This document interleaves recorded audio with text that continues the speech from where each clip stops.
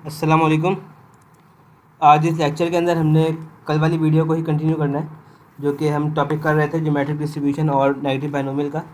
तो आज इस लेक्चर में हम इसी को ही आगे से कंटिन्यू कर रहे हैं। चलिए देखते हैं सवाल।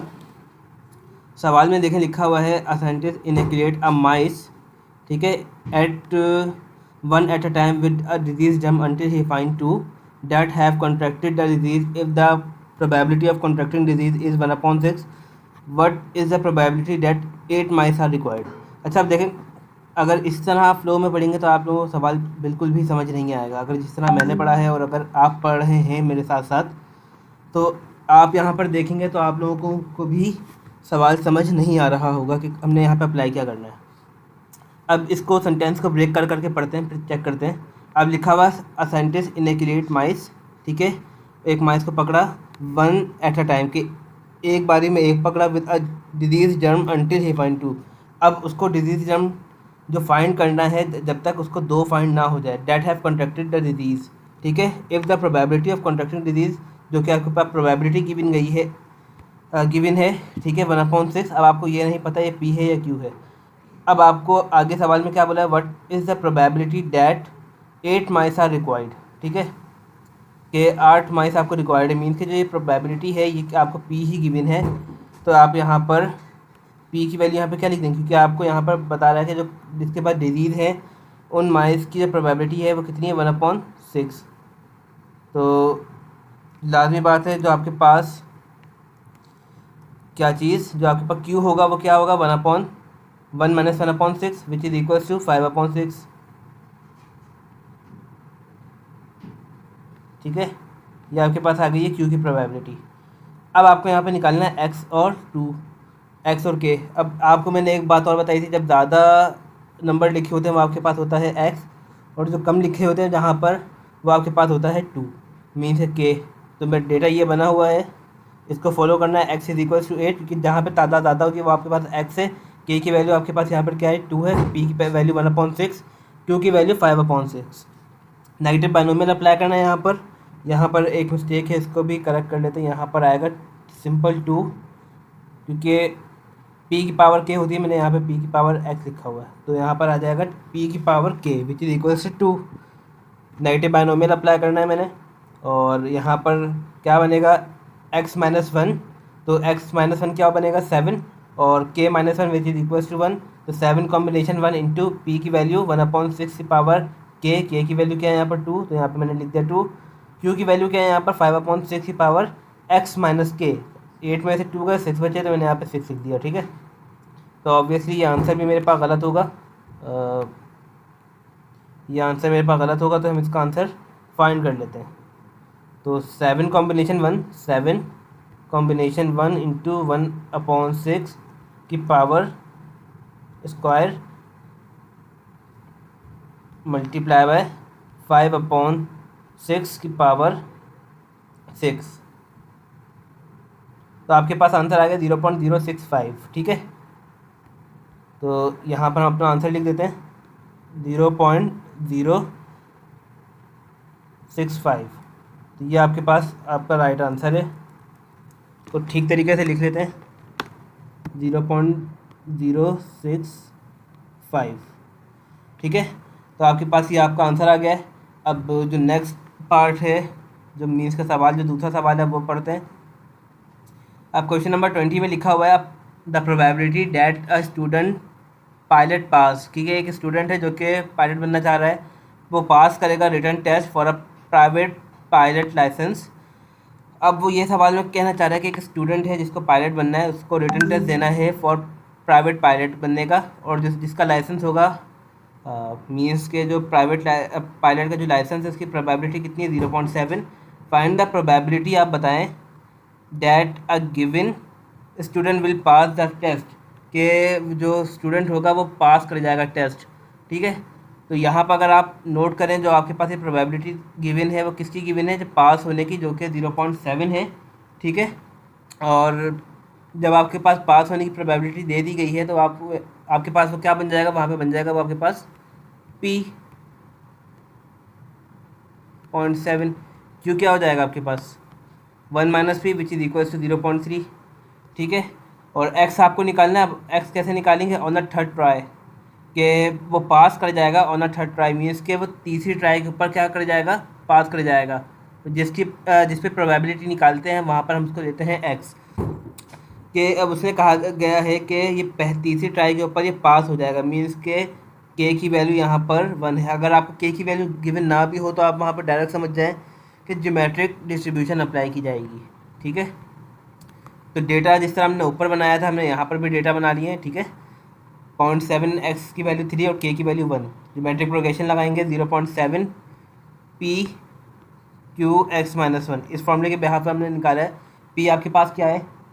0.7 और क्यू हमारे पास क्या है? 0.3 एक्स माइनस 1, मीन्स के 3 minus 1 which is equal to 2। निकाल लेते हैं आंसर तरह इसका भी 0.7 इंटू 0.3 की पावर स्क्वायर, तो 0.063। जो आंसर क्या है? 0.063, जो कि हमारा राइट आंसर है और जो आ चुका है। अब पार्ट बी उसने लिखा हुआ था, पार्ट बी भी पढ़ लेते हैं। बिफोर द फोर्थ ट्राई, जिस तरह भी हमने लास्ट वीडियो के अंदर काम किया था फीवर देन के लिए, अब यहाँ पर इसने वर्ड कह दिया बिफोर द फोर्थ ट्राई। तो यहाँ पर हम कर लेते हैं। बिफोर द फोर्थ ट्राई का क्या मतलब है? कि एक्स लेस देन 4, कि जब एक्स की वैल्यू क्या होगी? Less than 4। ठीक है, तो सिंपल वहाँ पे हमने इसी तरीके का फॉर्मूला लगाना है, समीशन लगाना है। आई की वैल्यू चलेगी, यहाँ पे मैं आई लिख देता हूँ छोटा ताकि क्लियर रहेगा। तो आई की वैल्यू यहाँ पर चलेगी 1 से लेकर 3 तक, और एक्स आई कॉमा पी। ठीक है, यहाँ पे सेमी कॉलन नहीं है, यहाँ पे सिंपल मैंने आई ही लिखा हुआ, नज़र नहीं आ रहा सही से। तो यहाँ पर आपने बिल्कुल इसी तरीके से लिखा, आपने यहाँ पे पी लिखा, यहाँ पे क्यू लिखा, और एक्स की वैल्यू को हमने अभी डिफाइन नहीं किया क्योंकि वो समीशन की वैल्यू के ऊपर डिपेंड करेगा। तो अब यहाँ पर इसका आंसर निकालते हैं, वही तरीका अप्लाई करेंगे जिस तरीके से हमने प्रीवियस सवाल में इस्तेमाल किया था। तो यहाँ पर लिख लेते हैं 0.7 इंटू 0.3 की पावर, शिफ्ट दबा के, पहले मुझे तो वैसे पावर चाहिए, तो पावर में जाऊँगा मैं, और यहाँ पर क्या लिखूँगा मैं? शिफ्ट दबा के, सॉरी, 0.7 इंटू 0.3 पावर, शिफ्ट दबा के अल्फ़ा, और ए आ गया आपके पास -1। तो अब यहाँ पे आपको फिर CALC दबाना है। एक्स की वैल्यू पहले मैंने 1 डालनी, ए की वैल्यू 1, मीन्स की जब डाला तो मेरे पास आ गया 0.7। ठीक है, फिर इक्वल दबाया आपने, फिर एक्स की वैल्यू ए की वैल्यू 2, तो ये आपके पास आ गया 0.21, 0.21। ठीक है, फिर इक्वल दबाया, आपको 3 की वैल्यू चाहिए, तो इस तरह आपका काम हो गया आसान। तो ये आपके पास आ गया 0.063। ठीक है, अब इसको हम प्लस कर लेते हैं, प्लस 0.7 प्लस 0.021, तो आंसर क्या आ गया है? 0.21 है यहाँ पे, दोबारा कर लेते हैं। 0.063 प्लस 0.7 प्लस 0.21, 0.973, जो कि हमारा आंसर है निकाला हुआ, जो कि मैच कर गया है। ठीक है, अब एक सवाल और है, इसको देखते हैं, फिर हमारा जो ज्योमेट्रिक डिस्ट्रीब्यूशन और नेगेटिव बाइनोमियल का जो टॉपिक है वो क्लोज हो जाएगा। अगला सवाल है, suppose the probability that any given person will believe a tale. कि सपोज करते हैं जो प्रोबेबिलिटी है एनी गिवन पर्सन, किसी भी पर्सन की जो कि बिलीव करता है एक टेल, मतलब कहानी पर, जो कि translation of a family actress लिखा हुआ है 0.2। What is the probability that, क्या हमें प्रोबेबिलिटी निकालनी है? That the 6 person to hear this tale is the 4th one to believe it. अब आपको अगर बाइनोमियल अप्लाई करना है तो किस तरीके से करेंगे? नेगेटिव बाइनोमियल पढ़ने से ही अंदाज़ा हो गया कि यहाँ पे नेगेटिव बाइनोमियल लगेगा, और यहाँ पर TH का वर्ड भी आ गया है। मीन्स कि इस तरह का जब भी आपको कुछ दिखे तो आपने इस तरीके से अप्लाई करना है negative binomial. Suppose the probability, ठीक है, अब उसने कहा है अब एक्स और के की वैल्यू बना लेते हैं। जो मैक्सिमम वैल्यू होगी, जो कि बड़ी वैल्यू होगी, वो आपके पास एक्स हो जाएगी। तो यहाँ पे बड़ी वैल्यू क्या थी? 6। के आपके पास इससे छोटी वाली वैल्यू होगी 4। बगैर सोचे समझे आपने एक्स और के बना लिया। अब इसने कहा गया है इस सवाल में, अगर हम थोड़ा सा सोचें और पढ़ने के बाद खुद से कहें कि हम यहाँ पर पी लेंगे या क्यू लेंगे इस प्रोबेबिलिटी को, तो वो क्या होगा देखें। द 6 पर्सन टू हेयर, वो छठा बंदा जो कि सुन रहा है इस कहानी को, वो चौथा बंदा है जो कि उसको बिलीव करेगा। ठीक है, तो इसका मतलब जो आपके पास पी है वो आपके पास क्या है? 0.8, क्योंकि वो आठवां बंदा है, वो छठा बंदा है जो कि उस कहानी पर यकीन कर रहा है कि वो का बात ठीक है तो उसकी प्रोबेबिलिटी क्या है 0.8। तो Q आपके पास क्या बन जाएगा 1 minus P which is equal to 0.2। ठीक है, तो अब यहाँ पर हम करके देखते हैं ज़रा। पार्ट ए के अंदर मुझे प्रोबेबिलिटी मालूम करनी थी नेगेटिव बाइनोमियल की। तो आपने यहाँ पर क्या करना है, एक्स और के की वैल्यू हमने निकाली भी है। एक्स जो बनेगा X minus one which is equal to 5, के 4 minus one which is equal to 3। तो 5 कॉम्बिनेशन 3 इंटू एक्स की पावर 4। ठीक है, यहाँ पर मैंने लिखा हुआ है गलत, तो मैंने गलत ही लिखा हुआ था शायद यहाँ पे। तो 0.8 की पावर के बनेगा आपके पास, क्योंकि पी की पावर के होती है, और फिर क्यू की पावर एक्स माइनस के विच इज़ इक्वल टू 2। अब जब आंसर निकालेंगे तो आंसर चेक कर लेते हैं अपना। 5 कॉम्बिनेशन 3 इंटू 0.8 की पावर 4 इंटू 0.2 की पावर का स्क्वायर। तो यहाँ पे आंसर क्या आ रहा है 0.163। ठीक है, तो आपका जो आंसर है राइट आंसर वो ये है 0.163।